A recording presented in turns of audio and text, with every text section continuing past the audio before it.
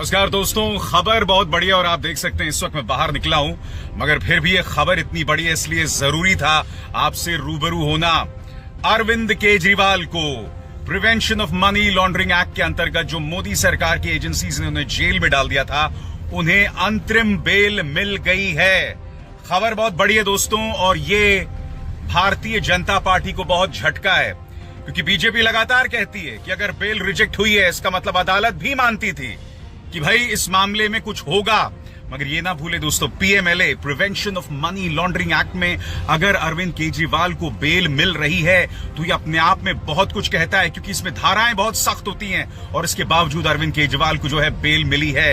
ये अपने आप में बहुत बड़ी खबर है दोस्तों, और भारतीय जनता पार्टी के लिए मुंह छुपाना इस वक्त मुश्किल हो जाने वाला है। और सबसे बड़ी बात, पीएमएलए के अंतर्गत जिस तरह से मोदी की जांच एजेंसीज तमाम लोगों को गिरफ्तार करती आई है, उसको लेकर एक सवालिया निशान खड़ा हो गया है। इससे पहले यह मत भूलिए, हेमंत सोरेन को बेल मिल गई है और अब अरविंद केजरीवाल को बेल मिल चुकी है। याद कीजिएगा, इससे पहले दिल्ली की राउज एवेन्यू अदालत में जस्टिस न्याय बिंदु ने अरविंद केजरीवाल को बेल दी थी, जिसे हाईकोर्ट ने रद्द कर दिया था बगैर आदेश को पढ़े। यही सवाल उठ रहा है दोस्तों कि बगैर आदेश को पढ़े उनकी बेल को रद्द कर दिया गया था, और अब सुप्रीम कोर्ट ने तमाम मामलों की परख करते हुए उन्हें बेल दे दिया है। दोस्तों, क्या होने वाला है इसके बाद?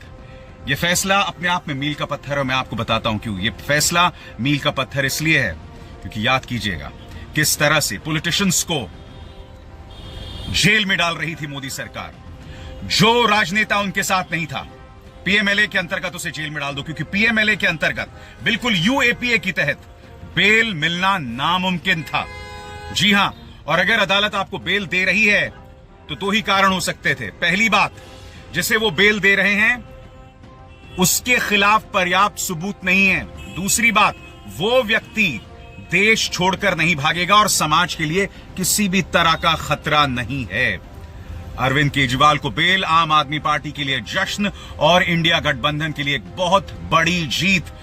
और मैं दावे के साथ कह सकता हूं कि मोदी सरकार कई किस्म की खुराफात करने वाली है, मगर सबसे बड़ी बात जिस पर चर्चा किए जाने की जरूरत है, PMLA prevention of money laundering act, जिसके अंतर्गत आप किसी को भी जेल में डाल सकते थे, उस पर एक बहुत बड़ा सवालिया निशान। मैं उम्मीद करता हूं दोस्तों कि इसी के साथ पीएमएलए का खात्मा होगा। अरविंद केजरीवाल की बेल ही पीएमएलए के लिए जो है वो रुखसती साबित होगी, क्योंकि बीजेपी को भी समझना पड़ेगा आज तुम सत्ता में हो, कल नहीं होगे, और कल जब तुम सत्ता में नहीं होगे तो तब तुम क्या करने वाले हो। मगर इस मामले में आज तक न्यूज चैनल ये कह रहा है कि जब तक सीबीआई वाले मामले में अरविंद केजरीवाल को बेल नहीं मिलती वो तब तक जो है जेल में रहेंगे। मगर अगर पीएमएलए मामले में अरविंद केजरीवाल को बेल मिल गई है तो सीबीआई वाले मामले में भी दिक्कत पेश नहीं आनी चाहिए।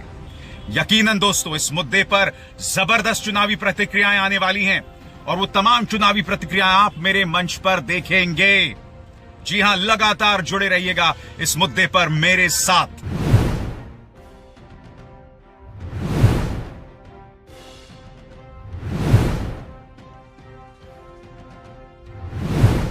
कोर्ट ने जमानत दी। आज देश के सबसे उच्चतम न्यायालय, देश के सुप्रीम कोर्ट ने अरविंद केजरीवाल जी को जमानत दी।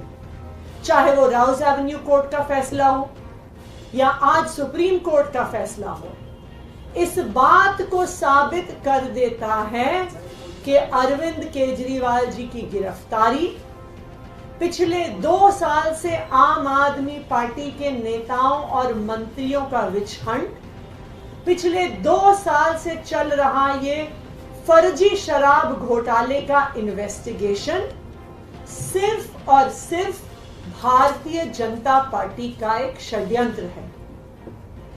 भारतीय जनता पार्टी आम आदमी पार्टी का, दिल्ली सरकार का, दिल्ली के लोगों का काम रोकने के लिए साजिश रच रही है, और इसीलिए उन्होंने दिल्ली के चुने हुए मुख्यमंत्री को एक फर्जी केस में बिना किसी सबूत के जेल में डाल दिया। राउज एवेन्यू कोर्ट ने जब अरविंद केजरीवाल जी को जमानत दी थी तो बहुत स्पष्ट तौर पर कहा और एक बार नहीं, बार बार कहा कि इन्फोर्समेंट डायरेक्टोरेट के पास अरविंद केजरीवाल जी के खिलाफ कोई सबूत नहीं है। उन्होंने ये भी कहा कि ईडी इस केस में एक बायस के साथ एक्ट कर रही है। ये कोर्ट के शब्द हैं, ये हमारे शब्द नहीं हैं। आज राउज एवेन्यू कोर्ट के उस फैसले पर सुप्रीम कोर्ट ने भी मोहर लगा दी और अरविंद केजरीवाल जी को ईडी के मुकदमे में जमानत दे दी। लेकिन भारतीय जनता पार्टी को यह पता था, उनको पता था कि राउज एवेन्यू कोर्ट से जमानत मिल गई है, उनको पता था कि सुप्रीम कोर्ट से भी जमानत मिल जाएगी। इसीलिए उन्होंने एक और षड्यंत्र रचा और सुप्रीम कोर्ट में जिस दिन अरविंद केजरीवाल जी की जमानत का केस आना था, उससे पिछले दिन अपने एक और राजनीतिक हथियार सीबीआई से अरविंद केजरीवाल जी को गिरफ्तार करवा दिया। क्यों किया गिरफ्तार सीबीआई से? सिर्फ और सिर्फ इसलिए गिरफ्तार करवाया कि अगर ईडी के केस में जमानत मिल गई तो अरविंद केजरीवाल जी बाहर आकर 10 गुना स्पीड से दिल्ली के लोगों का काम करने लग जाएंगे।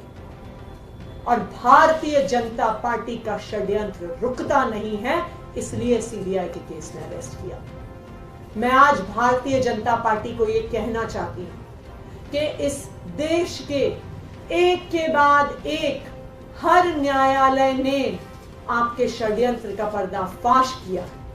एक के बाद एक न्यायालय ने कहा है कि अरविंद केजरीवाल जी के खिलाफ सबूत नहीं है और आज एक के बाद एक हर न्यायालय अरविंद केजरीवाल जी को जमानत दे रहा है। मैं भारतीय जनता पार्टी को यह कहना चाहूंगी कि अपना घमंड खत्म करिए, अपना अहंकार खत्म करिए और बाकी पार्टियों के खिलाफ, लोकतंत्र के खिलाफ षड्यंत्र रचना बंद करिए।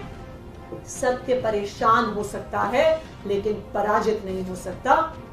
अरविंद केजरीवाल की ये जमानत आज पूरे देश के सामने ये साफ कर देती है कि अरविंद केजरीवाल सत्य के साथ खड़े थे, खड़े हैं और खड़े रहेंगे। अब मैं चाहूंगी कि संदीप जी और सौरभ जी अपनी बात रखें।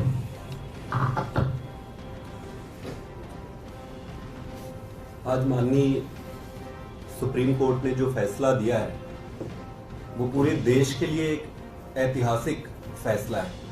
कई फैसले ऐसे होते हैं जो देश के लिए एक दिशा निर्धारण का काम करती है। आज जो फैसला आया है वो बड़ा स्पष्ट कर देती है कि जो तथाकथित शराब घोटाला भारतीय जनता पार्टी द्वारा जो रचित है वो पूरी तरीके से सुप्रीम कोर्ट ने उसको ध्वस्त कर देता। सुप्रीम कोर्ट में जाने से पहले इस पर special court, PMLA special court का ऑर्डर आया था। उस ऑर्डर को पढ़ने पर किसी भी व्यक्ति के मन में ये संदेह नहीं रहेगा कि भाई ये केस क्या है। उस ऑर्डर में 3-4 चीजें बड़ी स्पष्ट लिखी हुई है। पहला कि कोई पैसे का लेन देन नहीं हुआ है। दूसरा, पैसे की कहीं एक चवन्नी की बरामद नहीं हुई है। तीसरा, अरविंद केजरीवाल जी का और पार्टी का दूर दूर से किसी चीज में कोई नाता ही नहीं है। जब करप्शन ही नहीं है इस पे तो नाते का सवाल ही नहीं है। और सबसे इंपॉर्टेंट चीज कि उसमें ईडी के इंटेंट को ये मार्क करने वाली बात है। कोर्ट के ऑर्डर में ईडी के इंटेंट पे बड़ा क्वेश्चन मार्क लगा है कि ईडी जो है बड़े एक मैलिफाइड इंटेंट के साथ काम कर रही है। ये बहुत बड़ी बात है। जब कोई एक एजेंसी अपने खोटे नियत के साथ किसी पक्ष के साथ व्यवहार करती है तो वो बहुत गंभीर विषय हो जाता है।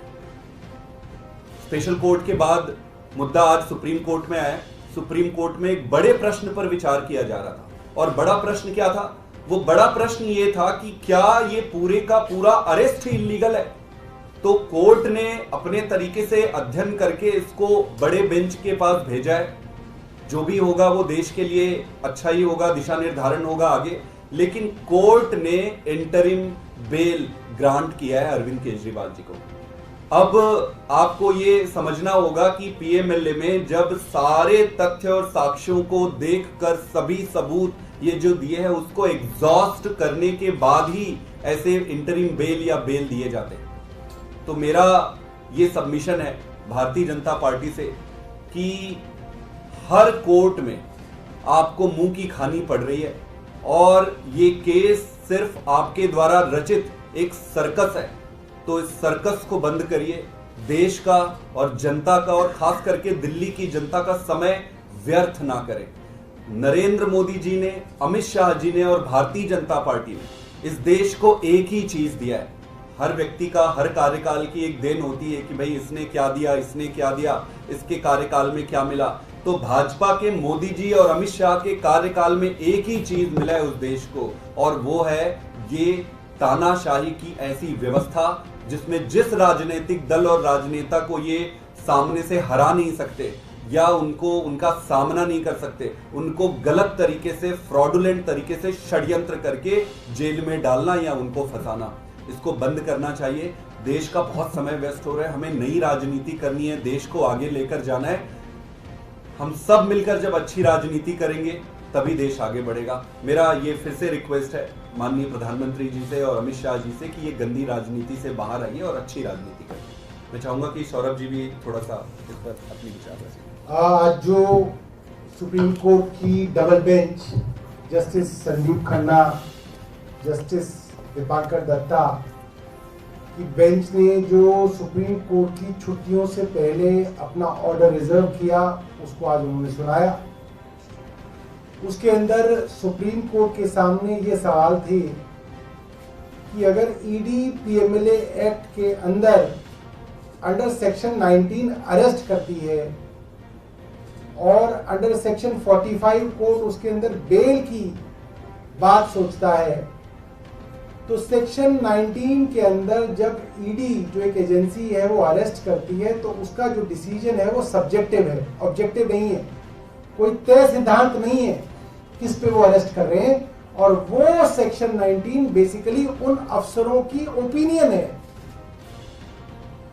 तो अगर किसी कानून के अंदर बेल के प्रावधान इतने सख्त हैं जितने सेक्शन 45 में है, तो उसमें अरेस्ट का थ्रेशोल्ड भी हाई होगा। ऐसा नहीं हो सकता कि आप बात बात पे अरेस्ट कर लें और फिर बेल ना दें। अगर बेल आसान है किसी कानून में तो उसमें अरेस्ट भी आसान होती है।